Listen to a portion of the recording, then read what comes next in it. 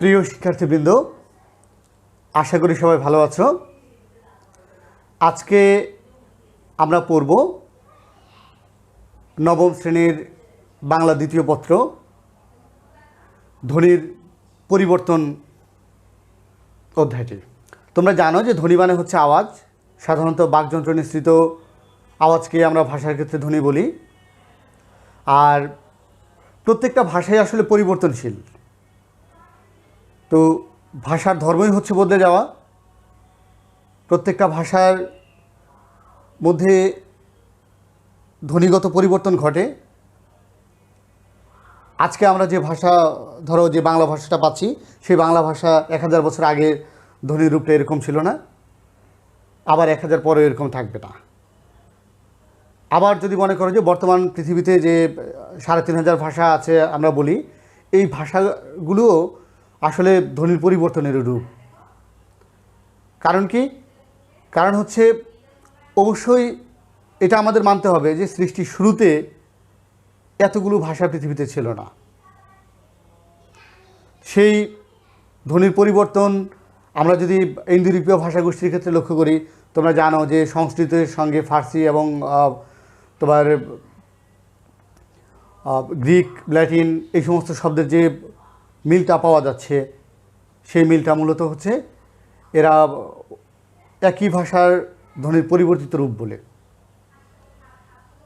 আজকে আমার বাংলায় যেখানে আমরা বলছি যে ভ্রাত বা ভ্রাতৃ, সেটা ওই ইউরোপে যে হয়ে যাচ্ছে ব্রাদার, এটা মূলত ধ্বনির পরিবর্তনেরই ফল।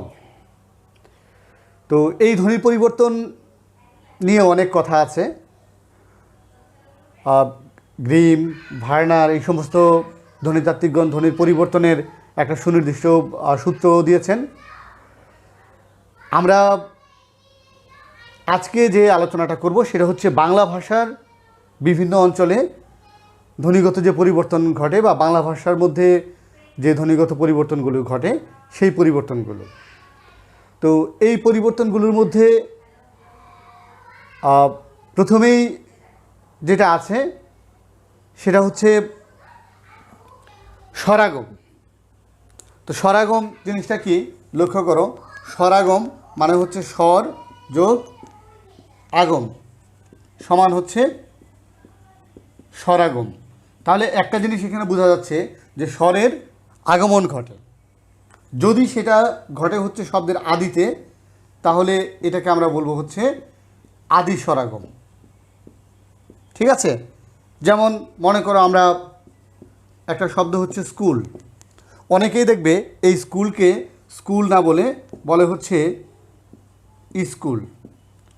বা একটা শব্দ স্টেশন, এই স্টেশনকে অনেকেই বলছে হচ্ছে স্টেশন। তাহলে এই স্টেশনকে যখন স্টেশন বলছে বা স্কুলকে যখন স্কুল বলছে, অথবা একটা ইংরেজি শব্দ স্ট্যাবল, স্ট্যাবল থেকে বাংলায় একটা শব্দ আসে সেটা হচ্ছে স্তাবল। এই স্তাবল এটার আগে আবার একটা আ যোগ করে আমরা বলি হচ্ছে আস্তাবল। তাহলে ঘটনা কী দাঁড়াচ্ছে? এই স্তাবল এর আগে একটা আ যুক্ত হয়েছে। এইটা যেহেতু শব্দের আদিতে এই স্বরধ্বনিটা যুক্ত হয়েছে, এই কারণে আমরা এটাকে বলবো হচ্ছে আদি স্বরাগম। ঠিক আছে? আদি স্বরাগমের পরে আমরা যে জিনিসটাকে নিয়ে আসবো সেটা হচ্ছে মধ্য স্বরাগম। তাহলে একটা জিনিস বুঝতে পারছো যে আদি স্বরাগম যদি হয় শব্দের আদিতে স্বরধ্বনির আগমন, তাহলে মধ্য স্বরাগম কী হবে? শব্দের মধ্যে স্বরধ্বনির আগমন। তো শব্দের মাঝখানে যদি স্বরধ্বনি আসে তাহলে সেই জিনিসটাকে আমরা বলি হচ্ছে মধ্য স্বরাগম। কীরকম? মনে করো একটা শব্দ হচ্ছে প্রীতি। তো এই প্রীতি শব্দটাকে আমরা অনেকেই দেখবে যে বিভিন্ন অঞ্চলে উচ্চারণ করে হচ্ছে পিরিতি।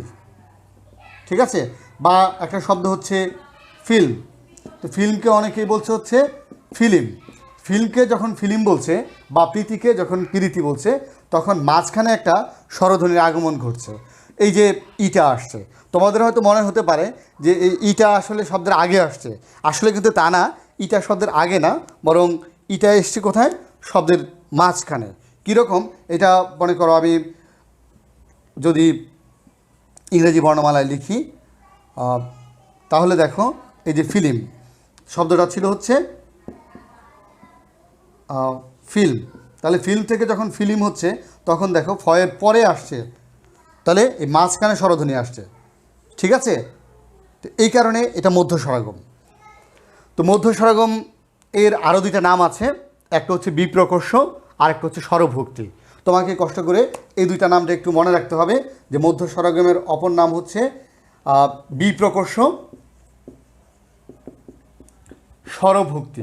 তোমাকে অনেক সময় মধ্য স্বরাগম কথাটা না দিয়ে তোমাকে দিতে পারে হচ্ছে যে বিপ্রকর্ষের উদাহরণ কোনটি বা স্বরভক্তির উদাহরণ কোনটি বা মধ্য স্বরাগমের অপর নাম কি, এরকম একটা প্রশ্ন তোমার হতে পারে।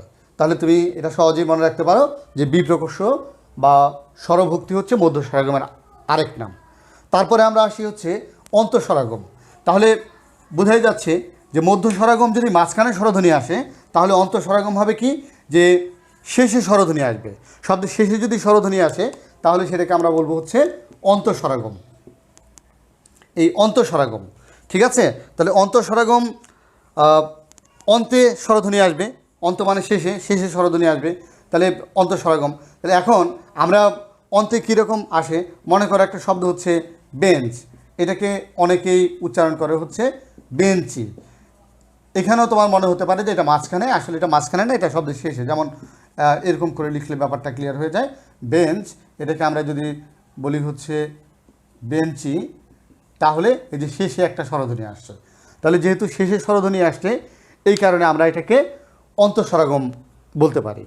ঠিক আছে, অন্তঃস্বরাগমের পরে আমার যেটা আছে সেটা হচ্ছে অপিনিহিতি। তাহলে অপিনিহিতি, অপিনিহিতি জিনিসটি কি? অপিনিহিতি মানে হচ্ছে, অপিনিহিতি মানে হচ্ছে পরের ইকার আগে উচ্চারিত হবে। যদি কোনো একটা শব্দের মধ্যে পরের ইকার আগে উচ্চারিত হয় তাহলে সেটাকে আমরা বলি হচ্ছে অপিনিহিতি। এটা ইকারের ক্ষেত্রে হতে পারে, উকারের ক্ষেত্রে হতে পারে, অর্থাৎ পরের ইকার বা উকার যদি আগে উচ্চারিত হয় তাহলে সেটাকে আমরা অপিনিহিতি বলবো। তো কীরকম বিষয়টা, মনে করো শব্দ হচ্ছে আজি, এই যে ইটা আছে এটা কিন্তু জয়ের পরে, অর্থাৎ আমি যদি ইংরেজিতে লিখি শব্দটা আসছে হচ্ছে আজি। ঠিক আছে, তাহলে এই পরের ইকারটা আগে চলে আসে, হয়ে যায় কি আইজ। তাহলে আজি থেকে যখন আইজ শব্দটা আসছে তখন আজি থেকে আইজ আসলে এটার পরের ইকার আগে চলে আসছে, এই কারণে এটাকে আমরা বলছি হচ্ছে অপিনিহিতি। আবার পরের উকারও আগে আসতে পারে, যেমন মনে করো একটা শব্দ হতে পারে যে সাধু, তো সাধু থেকে যখন সাউদ হয় তখন পরের উকারটা আগে চলে আসে। এই পরের উকার যদি আগে আসে তাহলে সেটাকে আমরা বলি হচ্ছে অপিনিহিতি। অনেক সময় যুক্তব্যঞ্জনের মাঝখানেও একটা ই বা উ উচ্চারণ হয়। যদি যুক্তব্যঞ্জনের মাঝখানে একটা ই বা উ উচ্চারিত হয় তখনও কিন্তু এটা অপিনিহিতি আমরা বলবো। যেমন মনে করো একটা শব্দ হতে পারে বাক্য, তো এই বাক্য এটা একটা যুক্তব্যঞ্জন, এটার মাঝখানে অনেক সময় একটা ই উচ্চারিত হয়ে শব্দ হয়ে যায় কি বাক্য। তাহলে যে বাক্য থেকে যে বাক্য শব্দটা তৈরি হচ্ছে এইটাও কিন্তু অপিনিহিতির উদাহরণ। ঠিক আছে, অপিনিহিতির পরে যেটা আছে সেটা হচ্ছে অসমীকরণ। তাহলে অসমীকরণ, একটা জিনিস বোঝা যাচ্ছে যে সমীকরণ মানে দুই পাশে সমান, ঠিক আছে, আর অসমীকরণ মানে কি দুই পাশে সমান নয়। তাহলে আমরা সংজ্ঞাটা এরকম বলতে পারি যে একই শব্দের পুনরাবৃত্তি দূর করার জন্য যখন মাঝখানে একটা স্বরধ্বনি বিশেষ করে আ যোগ করা হয় তখন সেটাকে আমরা বলি হচ্ছে অসমীকরণ। কীরকম বিষয়টা, মনে করো এই টপ যোগ হচ্ছে টপ, তাহলে শব্দটা হওয়ার কথা হচ্ছে টপ টপ। ঠিক আছে, তাহলে টপ টপ একই শব্দের পুনরাবৃত্তি আসছে, এই কারণে অনেক সময় আমরা কী করি এখানে একটা আ যোগ করে দিই, টপাটপ। নিশ্চয়ই বুঝতে পারছো এখানে যেহেতু একটা আ বেশি আছে এটা আর সমীকরণের মধ্যে নাই, এটা অসমীকরণ হয়ে গেছে, এই কারণে এটাকে আমরা অসমীকরণ বলছি। অসমীকরণের পরে আমরা যে বিষয়টি আলোচনা করব সেটা হচ্ছে স্বরসঙ্গতি। লক্ষ্য করো, সঙ্গতি মানে হচ্ছে মিল। তো স্বরসঙ্গতি জিনিসটি কি? স্বরসঙ্গতি জিনিসটি হচ্ছে স্বরধ্বনির মিল। কীরকম সেটা, অর্থাৎ একটা স্বরধ্বনির সঙ্গে সাদৃশ্য রেখে অন্য একটা স্বরধ্বনি কিছুটা সঙ্গতিপূর্ণ হয়, অর্থাৎ ওই যদি পাশাপাশি দুটা স্বরধ্বনি থাকে তাহলে একটা স্বরধ্বনির প্রভাবে আরেকটা স্বরধ্বনি অল্প বিস্তর সমতা লাভ করে। এই অল্প বিস্তর যে পরিবর্তনটা হয় একটার প্রভাবে আরেকটা, এটাকে আমরা বলছি হচ্ছে স্বরসঙ্গতি। মনে করো কীরকম, আমরা একটা শব্দ হচ্ছে ধরো দেশি, তো আমরা এই দেশি শব্দটাকে যদি দেখি যে কোনো কোনো অঞ্চলে এটার উচ্চারণ করে হচ্ছে কীরকম দিশি। যখন দেশিটাকে দিশি উচ্চারণ করা হচ্ছে তখন কি এই এর প্রভাবে এই এটা অনেকটা এর মতো হয়ে গেছে বা হয়ে গেছে। এই যে একটা আরেকটার দ্বারা পরিবর্তন হচ্ছে, অর্থাৎ একটা স্বরধ্বনির কারণে আরেকটা স্বরধ্বনি সঙ্গতিপূর্ণ হচ্ছে, এই জিনিসটাকে আমরা বলবো হচ্ছে স্বরসঙ্গতি। তো স্বরসঙ্গতি 5 ভাগে বিভক্ত। 5 ভাগে বিভক্ত। প্রথমটা হচ্ছে কি তোমার প্রগত স্বরসঙ্গতি। প্রগত তুমি কিভাবে মনে রাখবে? প্রগত, দেখো প্র মানে প্রথম, গত, তাহলে যদি প্রথমটার কারণে পরের স্বরধ্বনিটা পরিবর্তিত হয় তাহলে সেটাকে আমরা বলবো হচ্ছে প্রগত স্বরসঙ্গতি। লক্ষ্য করো, আমরা যদি বলি হচ্ছে মূলা, এই মূলা থেকে শব্দ তৈরি হয় মূলো, অনেকে মূলাকে মূলো বলে। তাহলে যারা মূলাকে মূলো বলে তারা কি করে, এই উয়ের কারণে আটাকে অনেকটা উয়ের কাছাকাছি মানে ও উচ্চারণ করে। ঠিক আছে, তাহলে যে প্রথম স্বরধ্বনির কারণে যেহেতু পরের স্বরটা প্রভাবিত হয়েছে, এই কারণে এটাকে আমরা বলবো হচ্ছে এটা একটা প্রগত স্বরসঙ্গতি। দ্বিতীয় জিনিসটা কি, সেটা হচ্ছে পরাগত। তাহলে পরাগত একটু লক্ষ্য করলেই বুঝতে পারবে, পর আগত অর্থাৎ পরেরটার কারণে আগেরটা চেঞ্জ হবে। ঠিক আছে, পরেরটার কারণে যদি আগেরটা চেঞ্জ হয় তাহলে সেটা হবে কি পরাগত স্বরসঙ্গতি। কীরকম? ওই যে আমি বলেছিলাম যে দেশি, তাহলে দেশি যখন বলেছি, দেশি থেকে শব্দ যখন তৈরি হচ্ছে দিশি, তো দেশি থেকে শব্দ তৈরি হচ্ছে দিশি। কি হচ্ছে সেখানে? পরে ছিল ই, আগে ছিল এ। এই পরের এর কারণে এই আগের এটা পরিবর্তিত হয়ে ইতে পরিবর্তন হয়ে গেছে। তাহলে পরেরটার কারণে আগেরটা প্রভাবিত হয়েছে, এই কারণে এটাকে আমরা বলবো হচ্ছে পরাগত। পরাগতর পরে যেটা আছে সেটা হচ্ছে মধ্যগত। তাহলে এখানে স্পষ্টই বুঝতে পেরেছ যে মাঝখানেরটা পরিবর্তিত হবে। এই মাঝখানেরটা যদি পরিবর্তিত হয় তাহলে সেটা মধ্যগত। মাঝখানের স্বরধ্বনি কীরকম পরিবর্তন হয় লক্ষ্য করো। আমরা একটা শব্দ বললাম হচ্ছে বিলাতি, তো বিলাতিকে অনেকেই বলে হচ্ছে কি বিলিতি। তাহলে বিলাতিকে যখন বিলিতি বলছে তখন কি হচ্ছে, এই দুই পাশে দুইটা এর কারণে মাঝখানের আটা ইতে পরিবর্তিত হয়ে গেছে। তাহলে মাঝখানে আটা যেহেতু ইতে পরিবর্তিত হয়ে গেছে এই কারণে এটা মধ্যগত। আচ্ছা, মধ্যগতর পরে যেটা আছে সেটা হচ্ছে অন্যন্য। অন্যন্য জিনিসটা কি? অন্যন্য হচ্ছে তোমার দুটোর দ্বারা প্রভাবিত হবে। এই লক্ষ্য করো, অন্যন্য স্বরসঙ্গতি। অন্যন্য এখানে দুইটার দ্বারা পরিবর্তন হবে। কীরকম? মনে করো একটা শব্দ হচ্ছে মোজা। এখন এই মোজাকে আমরা অনেকেই হয়তো একটু ঢং টং করতে গিয়ে বলি কি মুজো। তো মোজাকে যখন মুজো বলছি তখন কি হচ্ছে, এই আয়ের কারণে ওটা পরিবর্তিত হয়ে উ হয়ে গেছে। আবার কি হয়েছে, ও এর কারণে আটা পরিবর্তিত হয়ে ও হয়ে গেছে।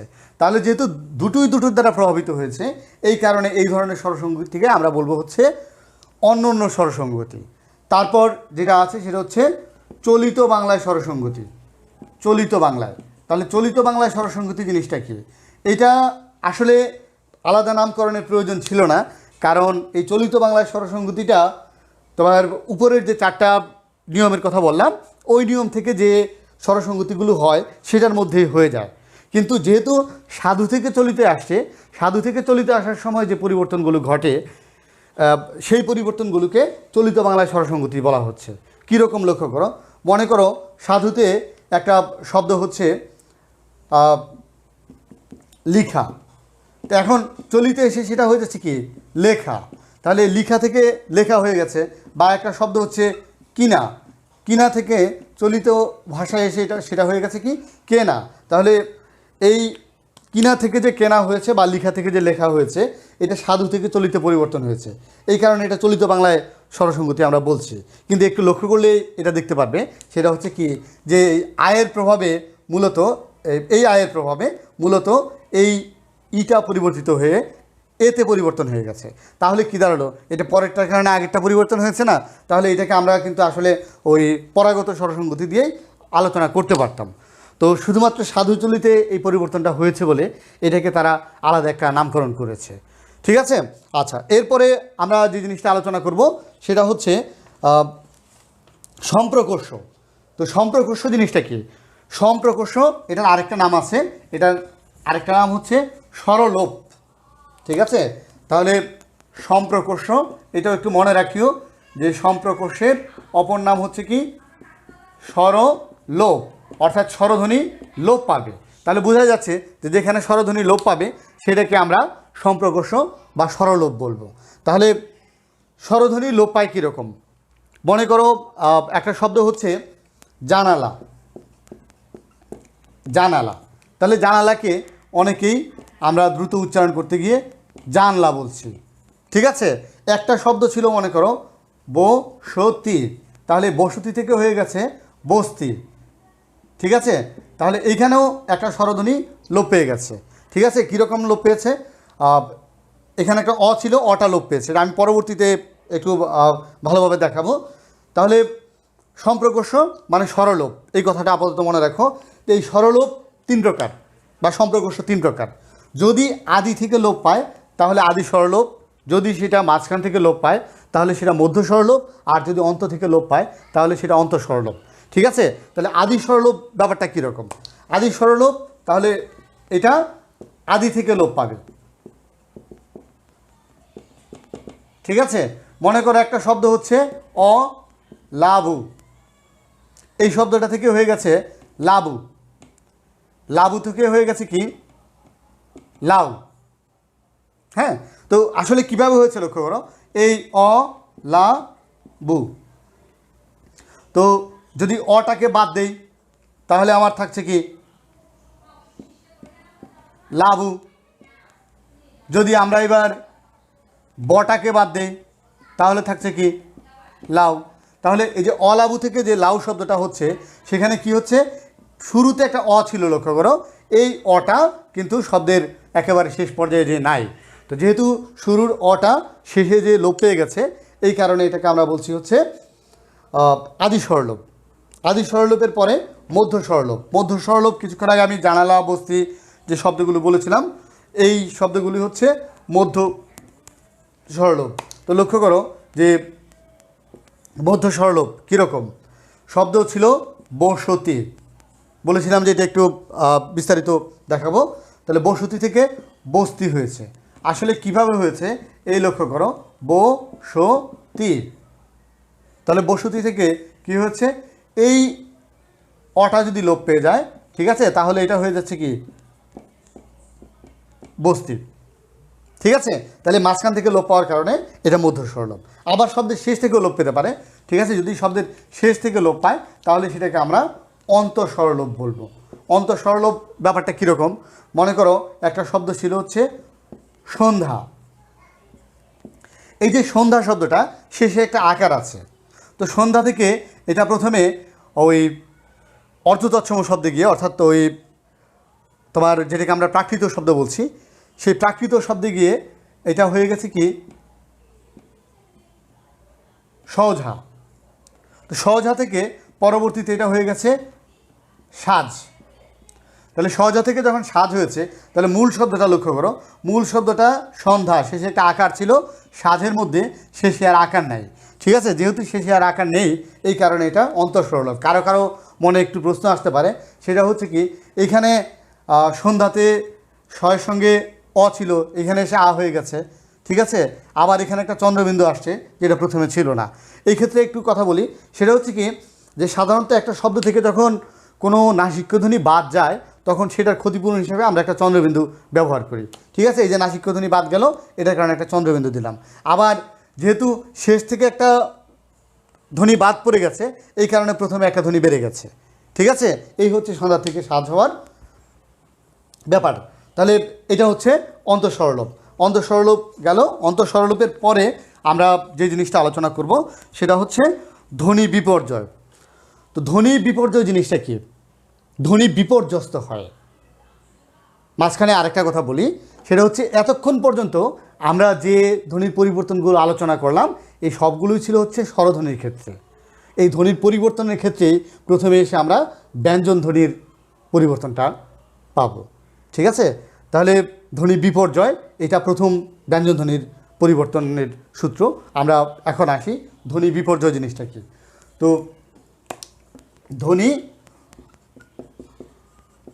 বিপর্যয়, ধ্বনি বিপর্যস্ত হয়, ঠিক আছে। তো বিপর্যস্ত হয় কীরকম? ধ্বনি বিপর্যয়, দুইটা ব্যঞ্জন ধ্বনি যদি থাকে, মাঝখানে স্বরধ্বনি জায়গায় স্বরধ্বনি ঠিক থেকে ব্যঞ্জন ধ্বনিসমূহ পরস্পর স্থান পরিবর্তন করে ফেলে, অর্থাৎ বিপর্যস্ত হয়ে যায়। মনে করো একটা শব্দ হচ্ছে লাভ, ঠিক আছে, সারা বাংলাদেশের মানুষই এটাকে বলা হচ্ছে ফাল আঞ্চলিক উচ্চারণে। তাহলে লাভকে যখন ফাল বলছে, ঘটনা কি ঘটছে? এই শব্দ ছিল লাভ, তাহলে আয়ের জায়গায় আ ঠিকই আছে, ঠিক আছে, ওই লটা ফটা আগে চলে আসছে, লটা পরে চলে গেছে, এই যে ধ্বনি বিপর্যস্ত হয়ে গেছে, ঠিক আছে। এইটা হচ্ছে ধ্বনি বিপর্যয়ের উদাহরণ। এরকম অনেকে দেখবে যে রিক্সাকে রিক্সা বলছে, বা মগজকে মজক বলছে, সুটকিকে শুকটি বলছে, এই জাতীয় যে উচ্চারণগুলো করছে, সেই উচ্চারণগুলো হচ্ছে ধ্বনি বিপর্যয়ের উদাহরণ। তো ধ্বনি বিপর্যয়ের পরে আমরা যেটা দেখব সেটা হচ্ছে কি তোমার সমীভবন। সমীভবন জিনিসটা কি লক্ষ্য করো, সমীভবন। তো সমীভবন শব্দটাকে আমরা যদি একটু ভাঙি তাহলে কিন্তু এটার উত্তরটা আমরা পেয়ে যাব। কিভাবে পাবো? এখানে দেখো, প্রথমে আছে সম, তারপরে হচ্ছে ই, তারপর হচ্ছে ভবন। তার মানে সমান ই, ভবন মানে হচ্ছে হওয়া, তাহলে সমান হওয়া, ঠিক আছে। বা যেভাবে দুইটা ধ্বনি সমান হয়, পরস্পর দুটো অসমান ব্যঞ্জন ধ্বনি যে প্রক্রিয়া সমান হয়, সেই প্রক্রিয়াটাকে আমরা বলছি হচ্ছে সমীভবন, ঠিক আছে। বিষয়টা কীরকম লক্ষ্য করো, শব্দ হচ্ছে রাত না, তাহলে এই ধ এবং ন দুটো অসমান ধ্বনি, তাহলে কি হচ্ছে, এই নয়ের প্রভাবে এই ধটা ন হয়ে যাচ্ছে, তাহলে শব্দ তৈরি হয়ে যাচ্ছে কি রান না, ঠিক আছে। এই যে একটার প্রভাবে আরেকটা ধ্বনি সমতা লাভ করছে, এই কারণে এটার নাম হচ্ছে সমীভবন। এই সমীভবন তিন প্রকার, একটা হচ্ছে প্রগত, পরাগত, আরেকটা হচ্ছে অনন্য। তাহলে আমরা আসি যে প্রথমে প্রগত সমীভবনটা কি। প্রগত সমীভবন, তাহলে প্রগত সমীভবনটা কি? এটা হচ্ছে ওই আগের মতোই, যে প্রথমটার কারণে পরেরটা পরিবর্তন হবে। তো প্রথমটার কারণে পরেরটা পরিবর্তন হয়, এরকম কি আছে? প্রথমটার কারণে ধরো আমরা যদি বলি যে চক্র, কলকাতার মানুষ এটাকে বলা হচ্ছে চক্র, ঠিক আছে। তাহলে এখানে দেখো, একটা ছিল ক, একটা ছিল র, কিন্তু এখানে এসে দুইটাই হয়ে গেছে ক। আবার মনে করো যারা পদ্মা শাখার আছো, এই পদ্মা, ঠিক আছে, পদ্মা, এখানে দ ম, ফলে এটা উচ্চারণ হওয়ার দরকার ছিল পদ্মা, একটু নাকি, কিন্তু আমরা এটাকে উচ্চারণ করে ফেলছি পদ্মা, ওই চন্দ্রবিন্দু ছাড়াই উচ্চারণ করে ফেলছি, ঠিক আছে। ফলে এটা কি দাঁড়াচ্ছে, ওই পদ্মাকে যখন পদ্মা বলছি তখন এই যে দুইটাই সমান হয়ে গেছে। এটা তোমার প্রথমটার কারণে পরেরটা পরিবর্তন হয়েছে, এই কারণে এটা হচ্ছে প্রগত সমীভবন। আচ্ছা, প্রগতর পরে যে বিষয়টা আছে সেটা হচ্ছে কি পরাগত।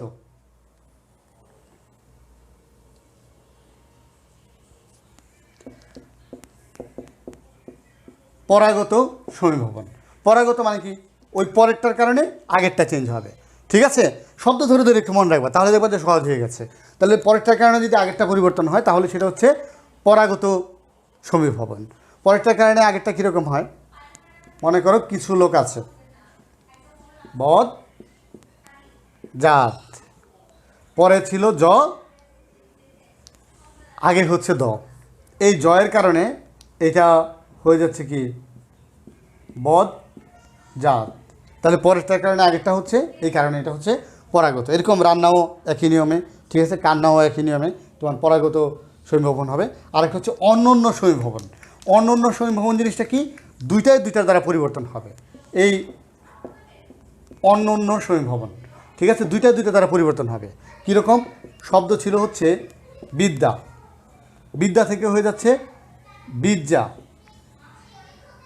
তাহলে বিদ্যা থেকে যখন বিদ্যা হচ্ছে তখন দুইটা দ্বারা পরিবর্তন হচ্ছে, অর্থাৎ এই অন্তস্থ জয়ের কারণে দটা হয়ে যাচ্ছে বর্গীয় জ, আবার এই দয়ের কারণে অন্তস্থ জটা নিজেও হয়ে যাচ্ছে বর্গীয় জ, ঠিক আছে। অর্থাৎ আমি একটু ভেঙে লিখলে আমার মনে হয় তোমরা ব্যাপারটা আর একটু সহজ করে দিই। আমি এই বিদ যা, আমি একটু এটাকে ভেঙে ফেললাম, তাহলে বিদ যা, অন্তস্থ জয়ের প্রকৃত উচ্চারণ যদিও ওয়াই, ঠিক আছে। যেমন মনে করো আমরা যদি বলি হচ্ছে ওই যে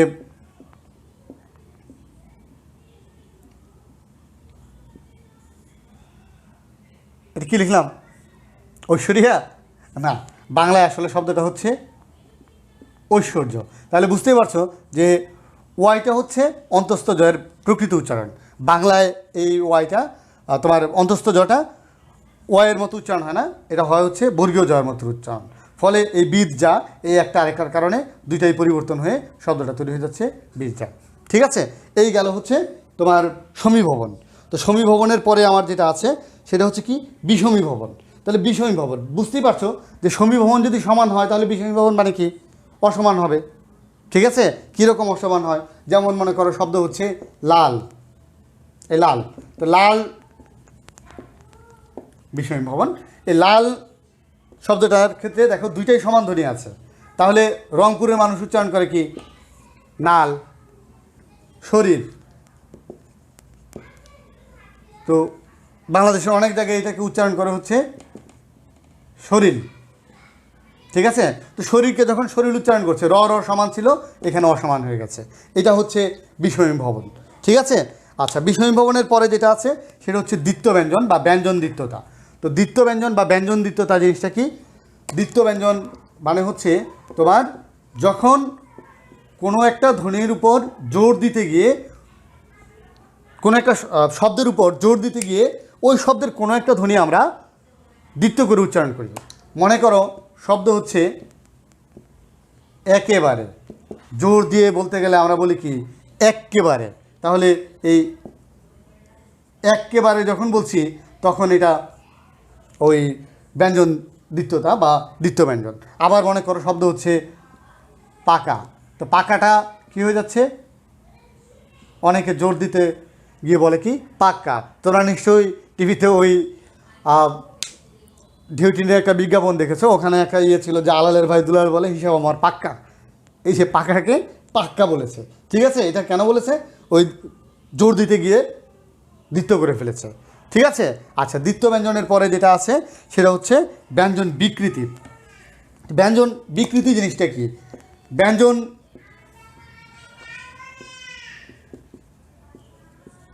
বিকৃতি অর্থাৎ ব্যঞ্জন বিকৃত হয়ে যায়। ঠিক আছে, ব্যঞ্জন বিকৃত হয়ে যায়। কীরকম ব্যঞ্জন বিকৃত হয়? মনে করো শব্দ হচ্ছে রাস্তা। ঠিক আছে, যারা চট্টগ্রামের মানুষ তারা নিশ্চয়ই বুঝতে পেরেছ এটার উচ্চারণটা কি। চট্টগ্রামের মানুষ উচ্চারণ করে হচ্ছে লাস্তা।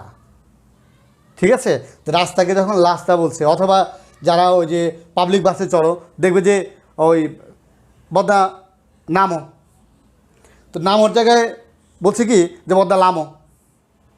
ঠিক আছে, এই যে নামোকে লামো বলছে, এই জাতীয় বিকৃতিগুলোই হচ্ছে ব্যঞ্জন বিকৃতি। ঠিক আছে, এরকম আরও অসংখ্য উদাহরণ তুমি পেতে পারো। রবিবারে রাতে আঞ্চলিক উচ্চারণ কোনো কোনো অঞ্চলে করে, সেটা কি যে ওই যে লইবারে লাইতে বা রাত্রেকে লাতিয়া, তো রাত্রকে রাতিয়া হতে পারে, লাতিয়া কেন হলো? লাতিয়া হলো হচ্ছে এই ব্যঞ্জন বিকৃতির কারণে। ঠিক আছে, ব্যঞ্জন বিকৃতির পর হচ্ছে ব্যঞ্জন চ্যুতি। ব্যঞ্জন চ্যুতি, ব্যঞ্জন চ্যুতি বোঝা যাচ্ছে যে ব্যঞ্জন বিচ্যুতি ঘটে, ব্যঞ্জন বাদ পড়ে যায়, অর্থাৎ দুইটা সমবর্ণের একটা ব্যঞ্জন লোপ পেয়ে যায়। মনে করো ওই বড় দাদা, তো দাদা দুইটা সমান ব্যঞ্জন আছে, একটা বাদ পড়ে যেয়ে এটা হয়ে যায় বড়দা। ঠিক আছে, এরকম বৌদিদি হয়ে যাচ্ছে বৌদি। তারপরে আমরা যেটা আলোচনা করব সেটা হচ্ছে অভিশ্রুতি। অভিশ্রুতির সংজ্ঞাটা একটু মনে রাখতে হবে। অভিশ্রুতিতে কি হয়? বিপর্যস্ত স্বরধ্বনি পূর্ববর্তী স্বরধ্বনির সঙ্গে মিলে যায় এবং সে অনুযায়ী আবার পরিবর্তন হয়। তাহলে পরিবর্তন হচ্ছে দুইটা। এক নম্বর কি, প্রথমে স্বরধ্বনিটা বিপর্যস্ত হচ্ছে, তারপরে আবার সেটা পূর্ববর্তী স্বরধ্বনির সঙ্গে মিলে যাচ্ছে। লক্ষ্য করো কীরকম শব্দ। আমরা মনে করো কোরিয়া, একটা শব্দ নিলাম, এই কোরিয়া পরের ইকার আগে এসে শব্দটা হয়ে যায় কি কৈরিয়া। তাহলে শব্দটা বিপর্যস্ত হলো, বিপর্যস্ত স্বরধ্বনি আবার পূর্ববর্তী স্বরধ্বনির সঙ্গে মিলে হয়ে গেল কি কৈরা। তো সে অনুযায়ী আবার পরিবর্তন হয়ে শব্দ হয়ে গেল করে। তাহলে এরকম কোরিয়া থেকে করে, পড়িয়া থেকে পড়ে, ধরিয়া থেকে ধরে, শুনিয়া থেকে শুনে, এই জাতীয় যতগুলো আছে সবগুলোকে তুমি অভিশ্রুতি বলতে পারবে। ঠিক আছে, অভিশ্রুতির পরে যেটা আছে সেটা হচ্ছে বইয়ে বলেছে র কার লোপ। আসলে রয়ের কার হয় না, তারপরেও বইয়ে কেন বলেছে আমি জানি না, আসলে এটা হওয়া উচিত ছিল র লোভ। তো র আমরা অনেকেই লোভ করি, যেমন যেখানে র আছে মনে করো শব্দ হচ্ছে মর লাম, ঠিক আছে? তাহলে মরলামকে আমরা কি বলি, অনেকেই বলে ফেলি হচ্ছে মরলাম। এরকম ধরলামকে ধরলাম, করলামকে করলাম, মানে দ্রুত উচ্চারণ করতে গিয়ে এরকম হয়। তোমার তর্ককে কলকাতার মানুষ তর্ক বলে, কর্তাকে কর্তা বলে, এই জাতীয় হচ্ছে র লোভ।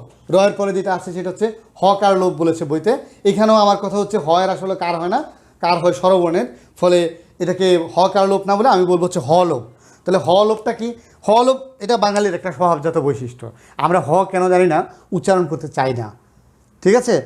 তো যেমন মনে করো শব্দ হচ্ছে আল্লাহ, বলে হচ্ছে আল্লাহ। শাহেনশাহ বলে হচ্ছে শাহেনশাহ, ঠিক আছে? বাদশাহ বলে হচ্ছে বাদশাহ। তাহলে এই হটাকে আমরা উচ্চারণ সাধারণত করতে চাই না কেন জানি, এটাই হচ্ছে হ লোপ। আচ্ছা, হ লোপের পরে যেটা আছে সেটা হচ্ছে কি অশ্রুতি বশ্রুতি। এই অশ্রুতি বশ্রুতি আসলে বিষয়টা কি, তোমার পাশাপাশি দুইটি স্বরধ্বনি যদি আসে, তোমরা জানো যে ধ্বনিতত্ত্ব চ্যাপ্টারের মধ্যে পড়েছিলে যে পাশাপাশি দুটি স্বরধ্বনি যদি আসে তাহলে অনেক সময় যৌগিক স্বর গঠিত হয়। মনে করো আমরা যদি আগে একটা আ নিলাম, পরে একটা ই নিলাম, তাহলে দুইটা মিলে এক স্বর হয়ে যাবে আই, এটা একটা যৌগিক স্বর। কিন্তু যদি যৌগিক স্বর গঠন না করে, অর্থাৎ আগে ই নিলাম পরে আমরা আ নিলাম, তখন তো আর যৌগিক স্বর হচ্ছে না। তখন কি হয়, একটা অন্তস্থ অ অথবা একটা অন্তস্থ ব চলে আসতে পারে। সবসময় যে মানে এটা সিচুয়েশনের উপর নির্ভর করবে, কখনো অন্তস্থ অ আসবে, কখনো অন্তস্থ ব আসবে। তো যেখানে অন্তস্থ অ আসে সেটাকে আমরা বলি হচ্ছে অশ্রুতি, যদি অন্তস্থ ব আসে তাহলে এটা হচ্ছে বশ্রুতি। অর্থাৎ সরাসরি অন্তস্থ অ বা ব আসে না, আসলে এটা ওয়াই এবং ডাব্লিউ এই দুইটা আসে, ঠিক আছে? কীরকম মনে করো এই যে ই আ শব্দ তৈরি হবে আসলে ইয়া, ঠিক আছে? তারপরে মনে করো আমরা বললাম হচ্ছে মা যোগ এর, তাহলে মা এর না হয়ে যাবে মায়ের, এটা হচ্ছে অশ্রুতির উদাহরণ। আর বশ্রুতি কীরকম, মনে করো খা আর, ঠিক আছে, শব্দ তৈরি হয়ে যায় খাওয়ার, আমার খাওয়ার সময় হয়েছে, এটাকে আবার আমরা বলি যে আমার খাবার সময় হয়েছে। এরকম যাওয়ার যাবার এই জাতীয় যেগুলো আছে ব চলে আসে, এইটাকে আমরা বলি হচ্ছে তোমার ওই বশ্রুতি। তো এই ছিল আমাদের আজকের ধ্বনির পরিবর্তন।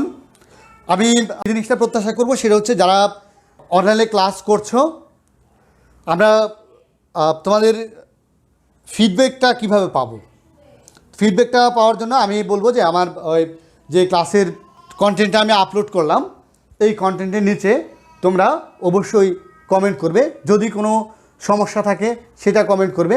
আর তোমাদেরকে এখান থেকে আমি একটা কাজ দিচ্ছি, সেটা হচ্ছে তোমরা এই টপিক থেকে 20টি সংক্ষিপ্ত প্রশ্ন উত্তর, কীরকম, যেমন মনে করো পরে রিকার আগে উচ্চারিত হলে তাকে কি বলে, উত্তর অপিনিহিতি, এই টাইপের কিছু উত্তর 20টি, আমি বেশি দিব না, এই 20টি শর্ট প্রশ্ন এবং উত্তর লিখে সেটা আমাকে খোলার পরে দেখাবে, ঠিক আছে? আর সবাইকে বলবো যে যদি তোমাদের এই টপিকে বুঝতে কোনো সমস্যা হয় তাহলে আমার সাথে যোগাযোগ করতে পারো, আমার ফেসবুকের মাধ্যমে যোগাযোগ করতে পারো, অথবা কলেজের লিঙ্কের মাধ্যমে যোগাযোগ করতে পারো। আমার ফোন নাম্বারও আমি সবাইকে দিয়ে দিচ্ছি, এই ফোন নাম্বারে যোগাযোগ করতে পারো 01716485818। আর প্রতিনিয়ত এই টপিকগুলো আপডেট পেতে আমার যে ইউটিউব চ্যানেলটি আছে সেটিও তোমরা সাবস্ক্রাইব করে রাখতে পারো, ঠিক আছে? আর তারপরেও বলবো যে কোনো সমস্যা তোমরা পড়াশোনা সংক্রান্ত এই সবগুলো সমস্যা তোমরা আমাকে নানা মাধ্যমে যেভাবে পারো আমার কাছ থেকে সেটা সমাধান করে নেবে, ঠিক আছে? আর যে বাড়ির কাজটি দিলাম সেটি করে রাখবে, আমি এটা খোলার পরে অবশ্যই দেখব। আর কারা কারা এই ক্লাসটা করেছো বা এই ক্লাসটা দেখেছো তারা অবশ্যই এই ক্লাসের যে কন্টেন্টটা আছে সেটার নিচে কমেন্ট বক্সে লিখবে তোমাদের রোল নাম্বারগুলো, ঠিক আছে? আর বিশেষ করে নবম শ্রেণীর শিক্ষার্থীদের ক্ষেত্রে আমি বলছি। তো এই, আর ভালো থাকবে সবাই। আর যে পরিস্থিতি সেই পরিস্থিতিতে আসলে এখন সুস্থ থাকার জন্য সবাই সবার জন্য দোয়া করবে, নিজেরা বাসায় থাকবে, বাসা থেকে বের হবে না। তো ধন্যবাদ সবাইকে, আল্লাহ হাফেজ।